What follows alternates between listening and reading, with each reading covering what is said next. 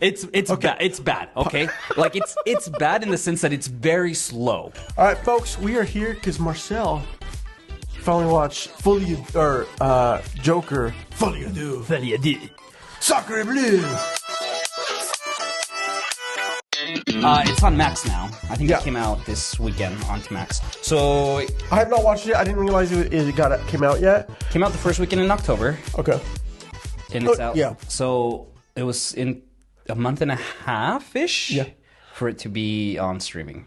Wow, that's quick. But that's how it is, dude. That's how it is now. Which, like, on one degree, like, it's great because, like, listen, I didn't make it to theaters. You stayed up and watched it last night. You're like, okay, now, like, it's there. You didn't buy it. You already had it on Max, right? Yeah. That's the It was thing. on Max, yeah. You know what? Actually, this is what we're going to do. You're going to share Joker, Folie with you, and I'm going to share Red One. Okay. You watched Red One? I watched Red One. So this is a double feature, initial impressions. Thank you for coming and joining us. I'm Danny. This is Marcel. We are your real chums. Be sure to hit the subscribe button if you like movies, you like TV shows. We have a podcast called Real Chums, and we love it if you subscribe so you can get notified when we release new episodes. We're currently on a hiatus, so more importantly, sign up for our newsletter. We do news every week about movies and the things that we think are important to share about and interesting tidbits, as well as we trinkle in some of our initial impressions of shows that we're watching. So, with that being said, let's start with Joker, Folie du. Okay, so this was not bad. Like, it's bad. It's bad. Okay, like it's bad in the sense that it's very slow. So let's quick set. Let me pull the clip. We're gonna come back to this. What I'm about to say when this movie comes out. This movie is not going to be enough of a musical for people that like musicals. But it's going to be too much of a musical for people that are going there for comics, for Joker. Yeah, that don't like musicals. Yeah. No, I think to me, I would agree with that. Yeah, I mean, so like it was, I can see why people didn't like it, being that it's too much of a musical for non-musical lovers, but not enough of a musical for musical lovers. I'm in the in-between. I really like the musical elements that this brought because this movie is really boring. It takes a long time to get anywhere. And like I told you, it's a courtroom drama. Yeah, which we knew it was. We knew. And it was going to be like, the question was, like, how are they going to make this interesting? Yeah. But like it took a while to get to the courtroom. And it was something that like Joker, the first one, did really well was it brought us into this man's like descent into madness, right? And that aspect, the way that he's treated, the way that we see him slowly descend into his madness is what was engaging. And it pushed us through that very final act of him going to accepting himself as Joker, killing the one guy, going into the Murray show, and all that chaos, right? This movie doesn't have anything to engage us with. So there's no catalyst because he's Arthur Fleck, right? He's in prison in Arkham, and we see the interactions he has there. He meets Harley, and it's just kind of bland. Like there's nothing really to make me say, what's next for Arthur or / Joker. So when does it get interesting? The musical aspects are interesting, like the set pieces. How many songs? I would say there's maybe like 7 songs. That's more than I thought there were going to be. Yeah, no, there's quite a bit. And so like because the movie was boring for me and it wasn't moving fast enough, those musical set pieces were a nice like fresh like a breath of fresh air. It was nice to see both what's his face Joaquin and Lady Gaga. They are great. Yeah, I will say that they bring their A game. Their performances are awesome. It's nice to see Joaquin like sing again. Yeah. It's been a while since Walk the Line. So I really like that. But then like it ends, and then it's just kind of a slugfest to get to the next musical piece. Oh, that's brutal. And I mean, like, okay, so is this a movie that I should do? Like, I should throw on when I'm doing like dinner, or like, is it worth a commitment to watch that entirely? or should I do this? Should I throw it on when I'm like doing laundry or like cooking dinner or whatever? I mean, I would try to watch it once, like give your full attention to it. Okay. I think if I revisit this, I'm just gonna go to the musical pieces, and the last 30 minutes, like the last second half of the last act, is where the main stuff happens. Should this have been a movie? No. Should this have been like a special, like feature, like a when they have like it's like a special edition or like a limited like a limited like just like it's follow up type or of like a thing. movie that even shorter. Like they just shortened it up a little bit and said we're going to do like 5. Made it if they shortened it up because it's how long? It's 2 hours. Yeah, see 2 hours. That's probably like 40 minutes too long. I would say 35-40 minutes too long. Yeah. I like this. Granted, because it does have like 6-7 musical numbers, that extended the movie. But like, if you didn't have that, but that's the thing. Like, the music was kind of like the fun part of this, whereas everything else was just bland. Okay, so they just could have done a lot more, a better job. And that's the thing. Like, there didn't need to be another movie of these. Right. And I think Scott Silver and Todd Phillips, the writers, Todd Phillips, the director, kind of said, what do we do here? How do we know we want this to be a musical that demonstrates their psychosis breakdown, their shared psychosis, but what do we do to fill in that? That was my final question. Why do you think they made this film? Because the first one made over $1 billion. And it gave Joaquin so much hype and so much recognition that he came back and was like, yeah, but we can do another one. I mean, you didn't crack didn't even crack. What did this 200 make? million? I think it might have made like 100 and something million. Yeah, no. Yeah. Okay. So, I mean, here's the kind of thing though. I mean, this courtroom drama is supposed to depict like why are we idolizing or yeah, so he's being put on trial, right, for the murders that he committed. Okay. The murders that he committed, not necessarily like all of them, but the like inciting writing that happened, right? He's on trial for the murders. And so there is obviously the people of Gotham have idolized the Joker for the movement that he's created. Uh-huh. Spoilers ahead? Sure. You sure? Yeah. Producer Sean? Spoilers ahead? Yeah. Okay.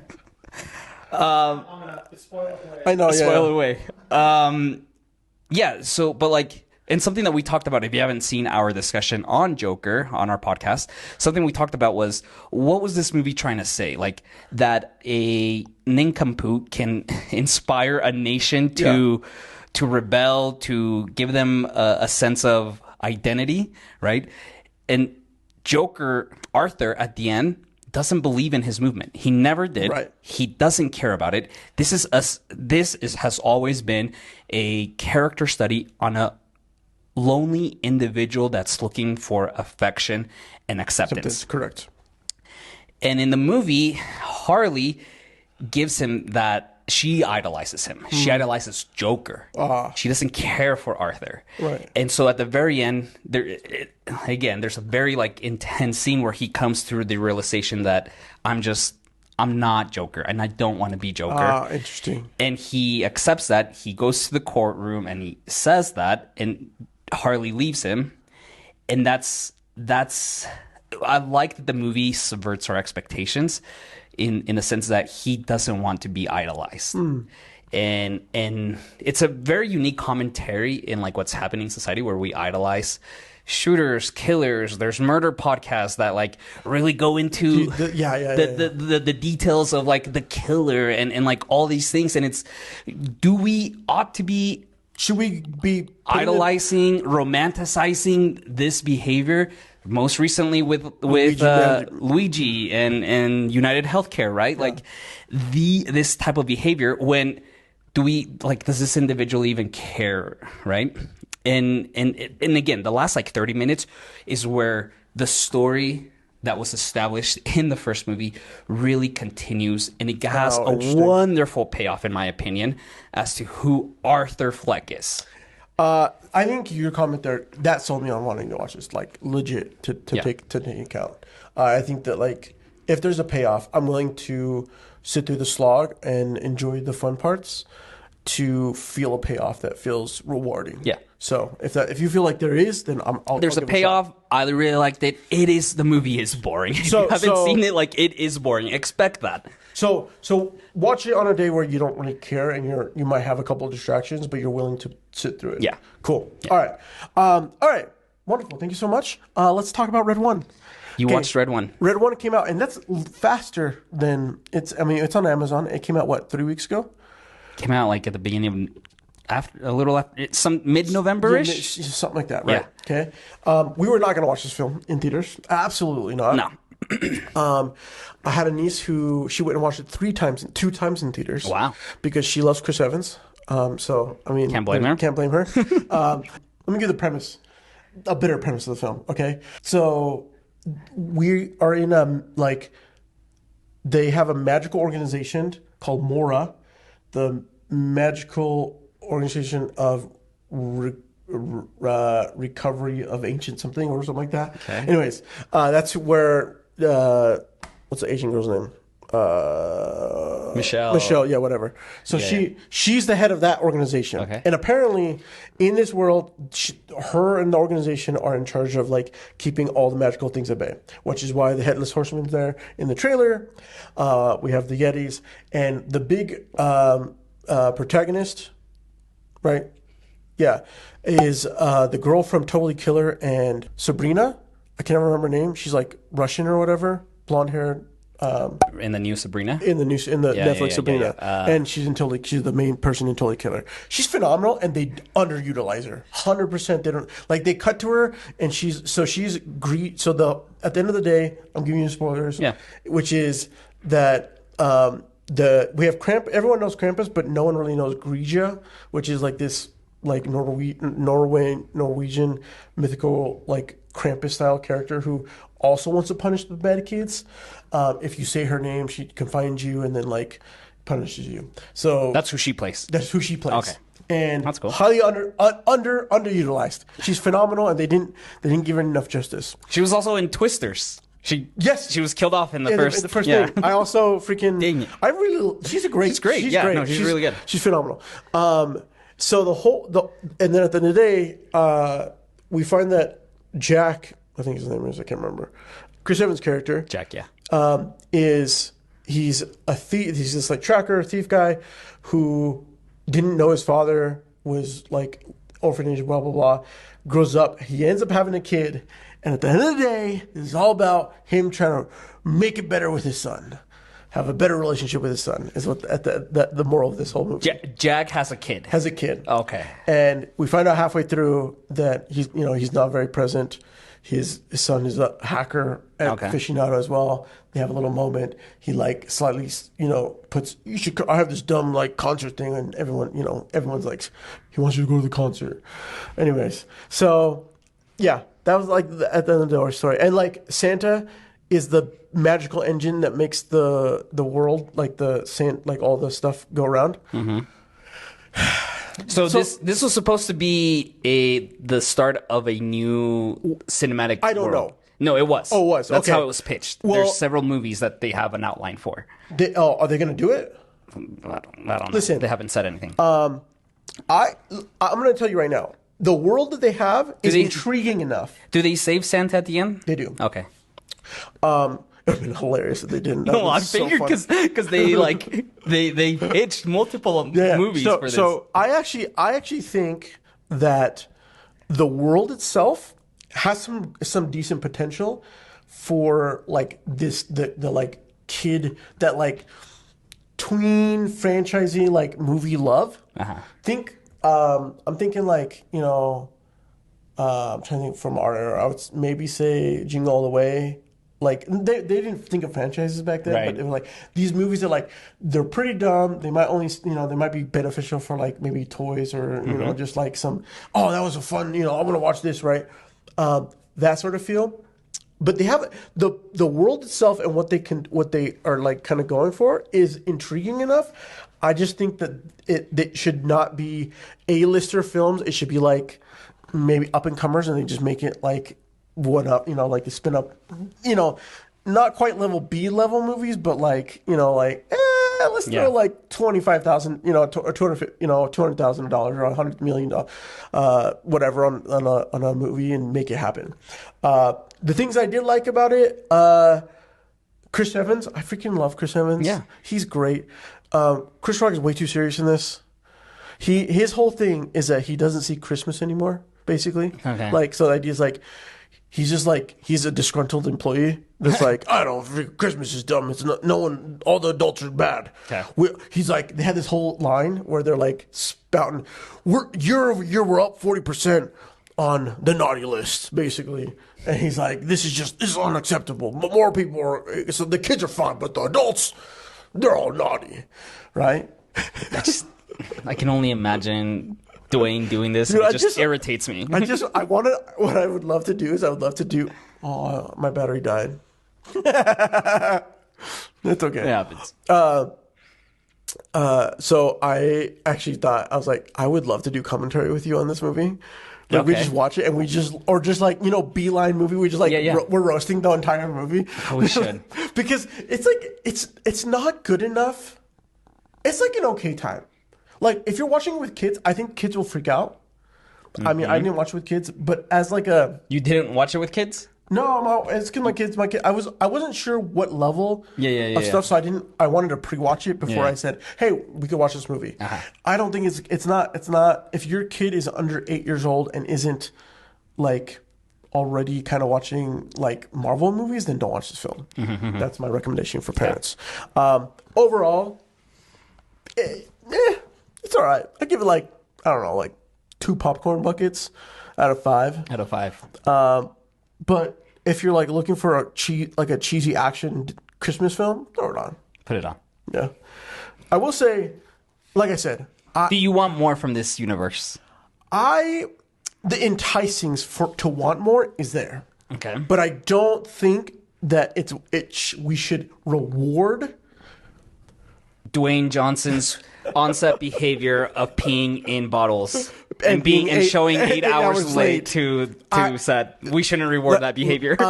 I mean, look, the thing is like, I'm like, I don't think this is gonna go on without Dwayne for some reason. Yeah. Okay, I have to tell you.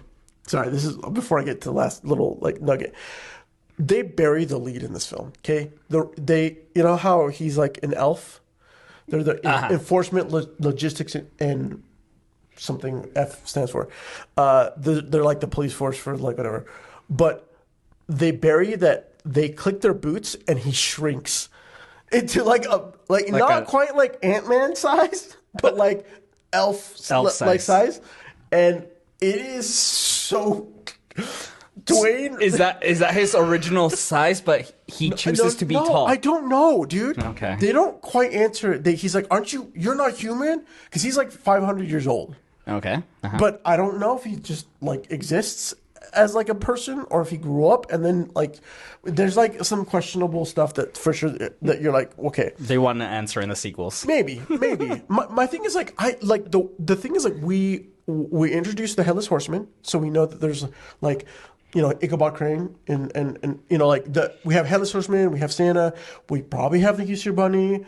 Like you have all these weird mythical, like not only like Christmas characters, but like other mythical creatures. That you can release throughout different times of the year. You can do like a Halloween version. Yes, you could do all sorts of different things. I think freaking a rom-com of Cupid would be just stupid dumb. But like, like all I'm saying is like they have like they created a world that is like somewhat unique enough in the era that we live in that was like, oh, it could have had legs. But you know what they screwed up? They put Dwayne and Chris on screen for like way too long and did not develop any of the other stories, like other arcs. So you just have this like bro fest that like doesn't like, it's trying to work really hard, but it doesn't. And all you really want is to, at the end of the day, you're like, oh, I wanted just Chris Evans, and I wanted to know that he had a son earlier, and I wanted that story to be better. Okay. So, should I watch it? Only if we're gonna watch it together and commentate to roast it. Maybe we'll do it. We'll do it. We'll put it on our paywall. And we'll put it on our paywall. Yeah. Okay. Because truly, truly, let us know if you guys like either one of these movies. Yeah, do, because I might revisit Joker in a year or two. Yeah, I think it's warranted. I think that is one that we should. I'm gonna watch. I'll probably rewatch because it's one that like, I don't know. Sometimes those boring movies, like you come back to them and you're like, it's you've. Oh, I will come back to Joker, but I will skip all the boring moments And go to the key parts that matter. Yeah. Yeah. Anyways, we hope you guys have fun with this. Let us know if you liked it. If it's too long, get over it. We're just here to chat. But yeah, comment below. Let us know, what did you not like from Red One?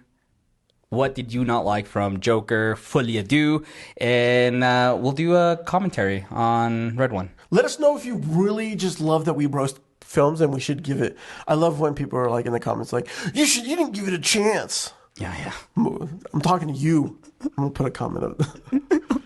The one guy. The one guy from Mufasa. Oh yeah. Come on, you're gonna watch that. Sorry. Anyways, all right. That's it for us. We'll catch you guys in the next one. Later.